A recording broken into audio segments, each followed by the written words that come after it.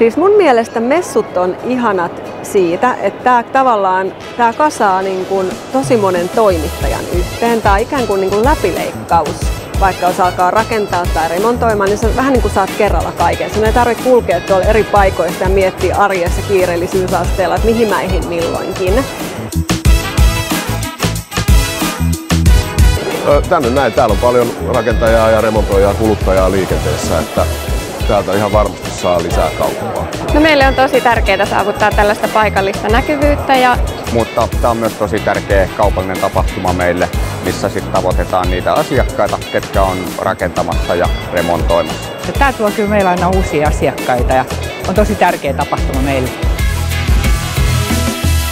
Tietenkin tämä on niin pitkä perinne meilläkin ollut, että sit ihmiset on tottunut myös siihen, että kodinkonehankintoja kannattaa tehdä messuilta, niin saatetaan tulla jo etukäteen myymälään sitä kyselemään, että ootteko nyt ja onkohan sinne järkevää tulla esimerkiksi tekemään hankintoja.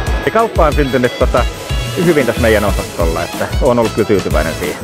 Saadaan varmaan suoria asiakasaikoja jo 15-20 näiden messujen aikana, plus sitten nimiä saadaan aika paljon lisää.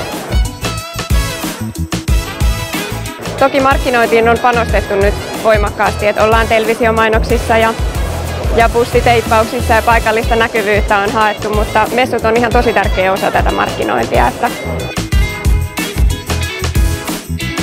No siis Raksamessuthan on jo aika legendaarinen juttu ja täällä talon puolesta homma hoidetaan hyvin. Meillä on yhteistyötä siitä vuodesta 2013, mutta kaikki sujuu aina ihan kuin nakutettu, että meillä ei ollut mitään ongelmia messujärjestäjien kanssa.